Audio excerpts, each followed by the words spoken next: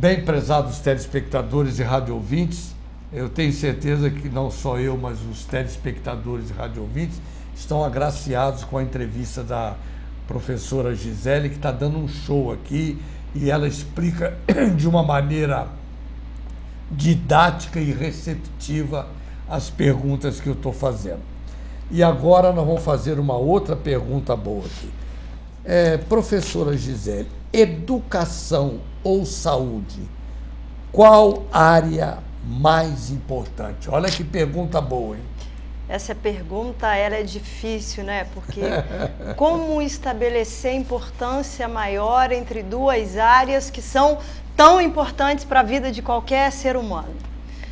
Vamos tentar, acho que eu vou tentar definir o que eu acho e explicar um pouquinho. Vou tentar explicar para vocês o porquê que eu acho. Eu milito muito na área pública e eu entendo que as grandes prioridades da administração pública são educação, saúde, segurança e transporte público. Claro que tem outras áreas em que o poder público precisa atuar, mas eu trabalho como prioritárias, essas como prioritárias e não exclusivas do poder público, mas aquelas onde a responsabilidade maior recai sobre eles, principalmente no país como o nosso, que tem um SUS que é um sistema universal e que garante acesso a todos. Tem um psicólogo chamado Maslow e ele define uma pirâmide de hierarquias que todo ser humano tem.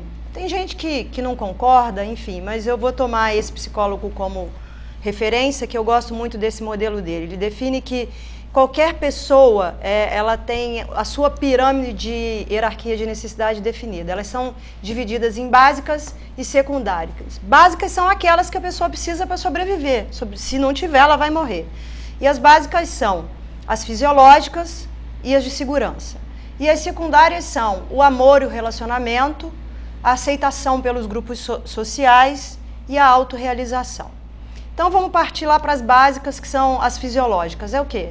É comer, é dormir, é ter uma moradia, é ir ao banheiro, é beber água. Sem isso a gente não sobrevive. Não sobrevive. Então essa é a hierarquia mais básica que qualquer ser humano tem. Na sequência das fisiológicas, nós temos a de segurança. Qualquer pessoa precisa ter segurança, seja da sua família, do seu grupo social, do espaço onde convive, segurança para andar na rua, segurança de que não vai perder o seu emprego, segurança de que vai receber o seu salário. Isso faz parte da segurança do ser humano. Além daquelas outras que eu falei que são secundárias, são as relações pessoais, os afetos, os amores, os grupos sociais e o máximo desse topo é a autorrealização, quando a pessoa está num nível de satisfação tal que ela é muito feliz com relação à vida. Vamos guardar aqui no cantinho a teoria da pirâmide de Maslow. Só uma coisa, ele diz o seguinte, que a gente não satisfaz, é a pirâmide mesmo, fisiológica, segurança e depois vem as outras. Que eu não parto para satisfazer uma segunda quando eu não tiver a anterior satisfeita. Porque enquanto eu não tiver a comida, alimentação, moradia, eu não posso pensar em querer me arrumar ou fazer uma ginástica. Uma coisa que está dentro do ser humano. Então vamos guardar o Maslow aqui numa caixinha. Vamos pegar agora um paciente, vamos dizer que ele mora lá em Paraíba do Sul, estou falando hipótese, tá gente? Vou pegar minha cidade de Paraíba do Sul. Paraíba do Sul, um paciente que é hipertenso, tem hipertensão e como tal ele precisa ter uma vida regrada para evitar que a hipertensão não traga complicações para a sua vida. Porque é possível ser hipertenso e ter uma vida com qualidade, desde que você siga certas regras. Né, do cuidado médico. Uma das maiores causas de adoecimento da população hoje e até de óbito são as doenças cardiovasculares. Então vamos pegar esse caso que atinge muita gente. Então esse paciente mora em Paraíba do Sul, eu estou falando de hipótese, mora em Paraíba, mora lá no bairro da Liberdade, onde tem uma equipe de saúde da família maravilhosa, onde ele é acompanhado pelo médico, onde o agente comunitário visita ele, onde ele participa dos grupos de hipertensão, onde ele tem o seu kitzinho de paciente hipertenso garantido para ele tomar um remédio bonitinho. Isso tudo ele faz direitinho. Só que ele também precisa fazer atividade física, ele precisa ter uma alimentação adequada, ele precisa não fumar, ele tem que ser muito moderado no uso do álcool. Então, tudo aquilo que é lá da unidade de saúde da família, ele faz. Ele vai na reunião, ele toma o remédio, ele segue as consultas do médico.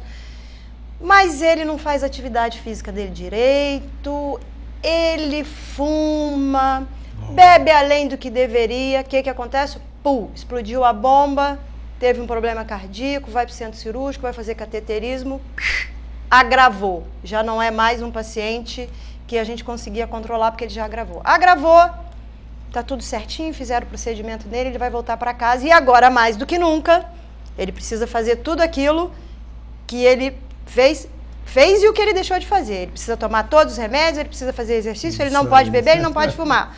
Ponto. Então, nós temos duas coisas guardadas aqui. Maslow, com a pirâmide de hierarquia, e o paciente hipertenso que não se cuidou adequadamente. E aí, onde eu vou chegar? Aonde eu acho que consegue dar conta disso tudo? Educação.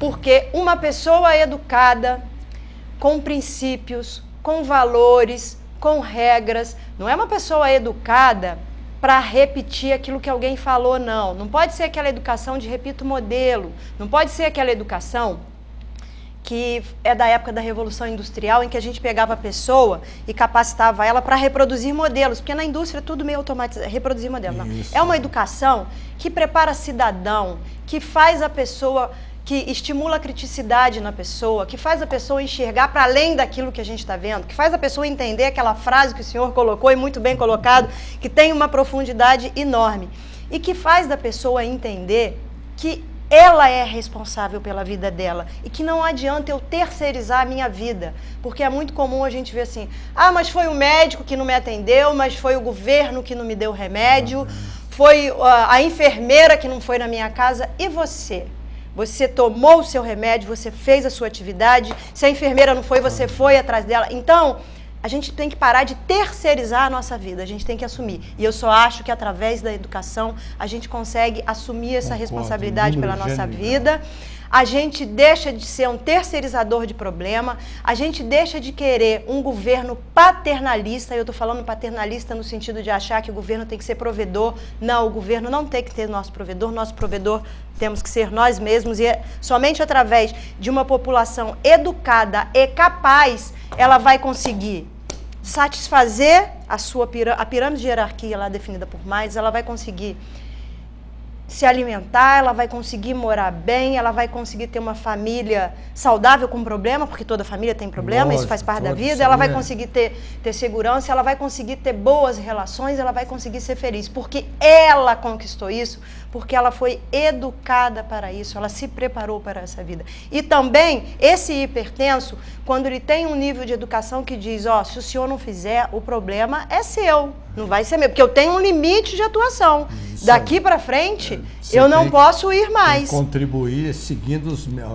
E aí que eu digo, para mim a educação é a base. Eu só acredito na mudança de comportamento e de conduta através da educação. Isso vale naquela educação formal da escola, isso vale naquela educação que a gente tem no bate-papo com os nossos amigos, isso vale na educação de casa, que está meio que perdida hoje. Está acabando. Os pais, e eu me coloco nesse grupo, a gente faz parte de uma geração que não sabe se pode punir, se punir vai ficar, vai ter problema lá na frente. E a própria mas aí, criança fala, se me bater, vou dar. A gente ficou num momento um pouco perdido, por mais... muito difícil. Né? Então, é a educação que eu acho que é a mais importante. E com educação a gente consegue todo o resto. E eu acho que o nosso país as muralhas inexpugnáveis dos tempos. Está muito longe disso, infelizmente. Mas eu continuo acreditando.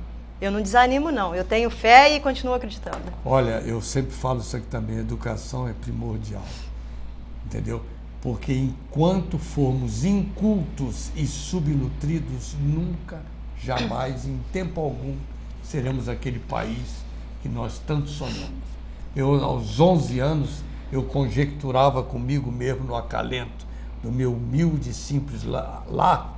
Poxa, quando eu chegar a 60, 70 anos, esse país vai estar uma maravilha, uma educação extraordinária, segurança, saúde, entendeu? E olha que nós estamos vivenciando aí. Porque a educação não entrou na agenda da prioridade dos governos. Mas esse não é o fato. Interessa, porque um povo educado, o que acontece? Não se submete. Tá vendo? Vocês estão vendo hoje. Não se submete, critica, tem opinião e não se vende por programas sociais infinitos, que são importantes, mas precisam ter início, meio e fim. Programas sociais não podem ser vistos como fontes de renda. Renda vem do nosso trabalho. Nem assistencialismo político. Porque é isso que está acontecendo no nosso país hoje. Que eu diga Bolsa Família. É isso que está acontecendo no nosso país hoje. Então, olha, eu estou feliz hoje aqui, porque tem uma personalidade aqui que está colocando por si só o que ela pensa, é o seu pensamento, e está vindo de encontro com muita coisa que eu falo aqui e que me chamam de maluco, mas não sou não. Não sou. E outra coisa, a professora falou uma coisa que nós temos que fazer a nossa parte. Nosso Senhor Jesus Cristo disseram um dia, faça a tua parte que eu farei a minha. Exatamente. Tá? E o que é fazer a minha? É o que ela disse. É fazendo aquilo que ela colocou com muita propriedade aí. E vocês entenderam. Sabe o que o cigarro, você, meu jovem, meu senhor, o que o cigarro falou para o fumante um dia? Não, Mário. Hoje você me acende, amanhã eu te apago. Tá? Então, vamos dar. Graças a Deus, eu nunca bebi na minha vida e nunca fumei. E não estou reprovando quem fuma e bebe. Mas graças a Deus, eu não tomo nenhuma saideira, quanto mais 8. Nem a entrada, né? Não tem entrada, não precisa ter a saideira. Perfeito. Professor, agora nós vamos falar de educação. Em quais projetos você já participou? Vamos lá. Em 88, né, eu entrei para ser funcionária do Estado como professora. Fui trabalhar numa escola multisseriada.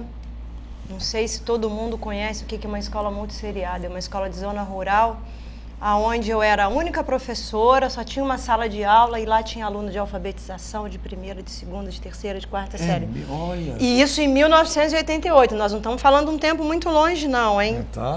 É um tempo recente. Então, lá era um espaço onde a gente tinha que se multiplicar. Então, não era um lugar onde eu conseguia desenvolver muitos projetos. E eu muito novinha, começando também na trajetória da educação. Agora, o meu grande...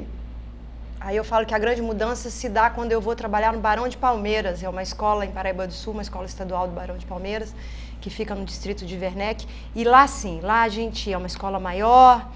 E lá a gente tinha uma equipe da direção, uma equipe de coordenação pedagógica, tinha até uma tririense nesse grupo chamada Jussara Lima, fantástica, aquela mulher, é uma tririense que trabalhava conosco, aquela mulher na área de projetos, é uma pedagoga também, e ela criou um modelo lá em que a gente trabalhava, ela com outros professores, e eu pude participar disso também, junto com a direção da escola, da gente trabalhar por projetos. Então a gente trabalhava as disciplinas, por exemplo, pegar folclore. A gente pegava, vamos trabalhar no projeto folclore. E aí todo mundo naquele período, o folclore ia estar dentro da matemática, da história, de português. A professora de português ia trabalhar os textos que ela precisava de gramática e ortografia em cima do folclore. E a gente fazia uma grande culminância desse projeto folclore na quadra da escola, com festas, com a comunidade. Então, a gente trabalhava sempre na escola através de projetos, e aquilo envolvia todo mundo, não só a comunidade escolar, como também a comunidade extraescolar. Então, é assim, ali eu comecei a entender o que era trabalhar projeto e gostar desse trem. Não sou mineira não, mas adoro essa palavra, desse trem, desse negócio de projeto. Eu sou dessa época do trem. De projeto. Aí, vamos para o município. Fomos trabalhar no município de Paraíba do Sul, fui ser assessora do secretário de Educação. Qual foi o grande boom do município nesse momento, em 97? Que foi exatamente o projeto de nucleação de escola com transporte escolar. O que era isso? O município de Paraíba tinha, eu não vou me recordar agora o número exato, um monte de escola de zona rural. Tinha um monte de escola de zona rural e outras não. Mas essas de zona rural, que eram municipais, era esse modelinho aí. Uma professora dando aula para alunos de todas as séries. E quem já trabalhou nisso, e quem acredita numa educação de qualidade, sabe que isso é finge que eu ensino e finge que aprende. Pode ter quem discorde, eu vou respeitar, mas eu estou falando da minha prática, daquilo que eu vivi, daquilo que eu experimentei. Isso não é bom para o aluno, isso não é bom para o professor. E aí, em 1997, a gente trabalha no governo de nucleação, no projeto de nucleação da escola, que é o seguinte: vamos acabar com todas as escolas multisseriadas do município, transferir esses alunos para escolas maiores. Aí a gente pegou de cada território, pegou as escolas maiores e criou alfabetização, primeira série, segunda série, terceira série, com um professor para cada turma.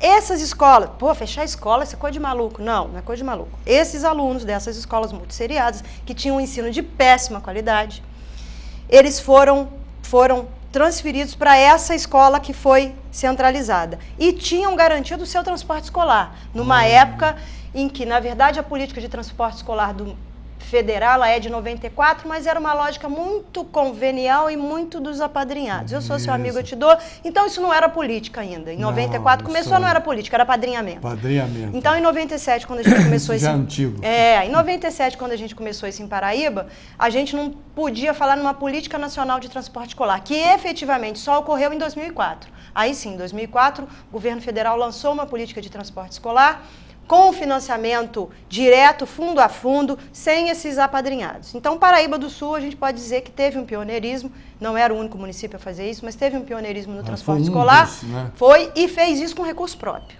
Olha, então, nucleou as escolas, acabou com as escolas de zona rural, que eram escolas muito ruins, transferiu esses alunos para escolas onde tinha um professor para cada turma e garantiu o acesso desse aluno através do transporte escolar. Então, eu falo que esse projeto ele foi grandioso. Foi muito difícil porque teve um embate político muito grande, porque a Câmara de Vereadores queria matar, falava que a gente era maluca, não queria entender tecnicamente do que a gente estava falando, mas com força, fé e determinação a gente conseguiu convencer de que aquilo era o melhor projeto.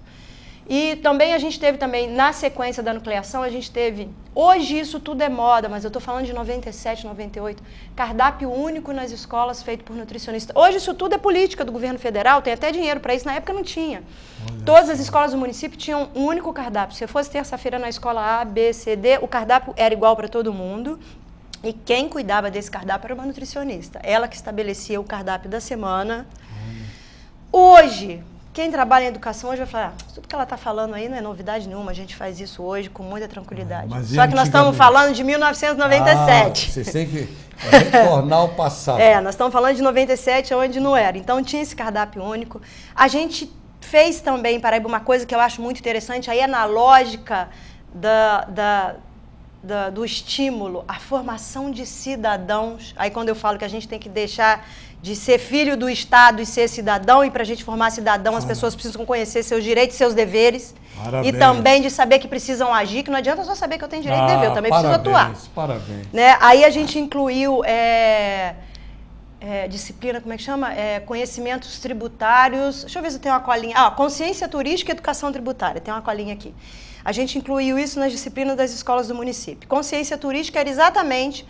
Foi desenvolvida uma cartilha voltada para Paraíba do Sul, pelos historiadores de Paraíba do Sul, exatamente para conhecer, como o senhor mesmo falou, Paraíba do Sul tem uma trajetória histórica importante e que turisticamente é um grande rol a ser explorado para a cidade.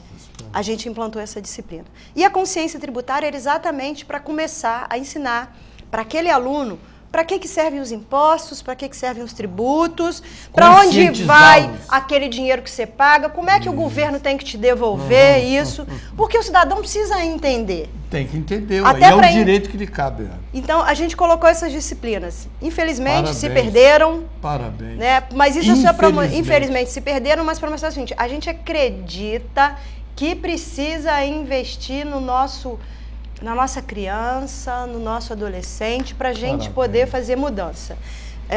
A gente tinha também um projeto de acompanhamento de professores e terapêutico, porque a gente entende que o professor, ele sofre muito, porque são muitos alunos. O processo de sofrimento do professor ele é grande, porque ele traz ali muitas energias de casa. Então, ele adoece muito. O nível de adoecimento dos professores é muito grande. Então, a gente também... E não tem o valor que mereceria. Não, a gente estimulou um projeto terapêutico de acompanhamento. Isso foi um piloto, ele não foi ampliado para toda a rede, mas foi um piloto. Então, são projetos que marcaram, assim, a minha trajetória na área de educação. Principalmente a você. Na área de educação. Que vivenciou, entendeu? E hoje está já está acontecendo isso hoje, como você disseram. Não, mas nós já fazemos, mas e anteriormente? A gente está resgatando aqui. Olha, foi muito bom essas suas colocações, porque povo brasileiro, se nós nos conscientizássemos dos milhares de direitos de cidadania que nós temos, entendeu? Porque hoje nós só temos obrigações. Direito fica para o 5º milênio, tá? Eu sempre falo, um dia, esse programa começou no primeiro sábado de 89 em Paraíba. Desde aquela época até a presente data de hoje, eu sempre falo, povo, o dia que você acordar, eu também, não vou me sair fora não, nós vamos acabar com isso aí, ordeiramente, tá? Porque o que esses políticos fazem com essa população, eles ficam felizes porque agora vai ter, para poder se classificar para a Copa do Mundo na Rússia. Vai ficar esse tempo todo aí, todo mundo vai esquecer. Depois vem a Olimpíada, depois vem Carnaval, vem final do ano, Carnaval. Os políticos adoram. Enquanto formos incultos e subnutridos, nós vamos ser um pão de açúcar, um doce de coco com abóbora para eles. Mas olha, não há bem que não termine, nem mal que dure sempre. Um dia essa população vai acordar. E eu acredito muito nessa juventude que está começando a chegar aí. Principalmente aquela daquele Moro, que está aí com fazendo as investigações. Uma equipe de advogados extraordinários. E olha, e que vocês não adiantam intimidá-los não, porque eles vão fazer. E, infelizmente, eu encontrei com uma pessoa em Copacabana, que eu gosto muito de passear lá, onde meu filho mora. Quem que estava passeando lá na rua? Doutor Joaquim Barbosa. Ele... Aquela personalidade mora que no deu Leblon. moral lá em Brasília, no na STF. parte judiciária. Olha, infelizmente, professora, aquelas pessoas que têm conhecimento, capacidade, honradez, entendeu? E ninguém dá valor, entendeu? Agora, por exemplo, com esses 400 e tantos professores que vão aposentar, como é que vai substituí-los? Olha, pode ser até uma coisa esdrúxula que eu vou falar, mas vai ter problema aí para ter pessoas que vão querer ser professores e professoras. É verdade. Porque, infelizmente, esses governos que se sucedem não dão valor. O professor passa para os sedentos do saber o seu conhecimento que está aqui incrustado nos screens das suas entranhas. E qual o valor que tem? O salário que eles ganham, os médicos que lidam com seres humanos e umas porcaria desses políticos, ganhando aí 20, 30, 40, juízes aí, quase 70 mil. Outro dia a Dilma deu para o juiz 4.500 para ele poder mandar o filho para a universidade. E o auxílio educação. Auxílio. E o pobre que não tem dinheiro para mandar educação. o filho para uma escola aí. Olha, minha gente, é triste. Tem hora que não dá nem vontade de falar, que a gente fica triste. Mas bom é falar, fazer o brainstorm e não desanimar. Pensar, tem jeito, vamos correr atrás. Alguém tem que falar, né, professor? Vamos correr atrás. Agora, professor, qual você destacaria desses projetos que participou, né? Na educação, né, que a gente está falando. Sem dúvida é a nucleação de escolas. Sem dúvida nenhuma. Foi o que esse projeto de nucleação de escolas representou em termos de salto de qualidade para essas crianças que saíram dessas escolas multisseriadas e também para esses professores.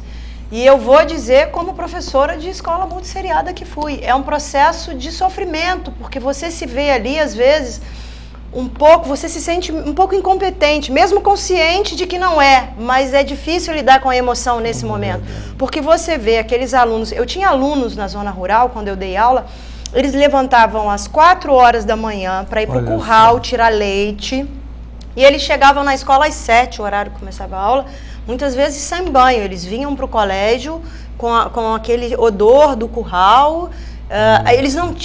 Muitos não tinham escova de dente, a gente fazia campanha para eles. Então você acaba naquele momento, você não tratando só daquela educação formal. Aquilo, como é que fica? Você trabalha valores, princípios, hábitos de higiene.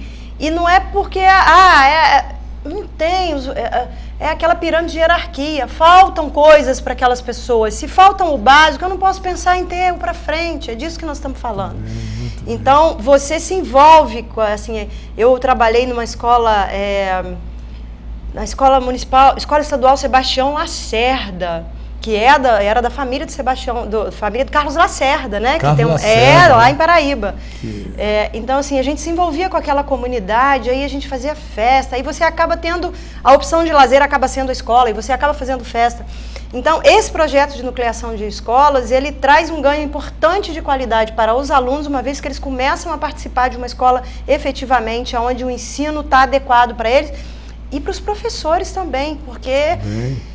eles estão participando de um ambiente de trabalho que tem condições para praticar aquilo a que se propõe. Então, o projeto de nucleação de escolas, para mim, de todos esses que a gente falou, para mim é o mais querido e é o mais caro, no sentido de resultados que eu tenho certeza que ele deu para essa Parabéns, professora. Professora, nós vamos a mais um intervalo rapidamente, porque você vê que é rapidamente. Não é igual na Globo, você vai falar meia hora, fala 10 minutos. A Globo aqui só tem propaganda, né, Vivi? Aqui é rapidamente. Vamos, por favor, ao intervalo, por gentileza.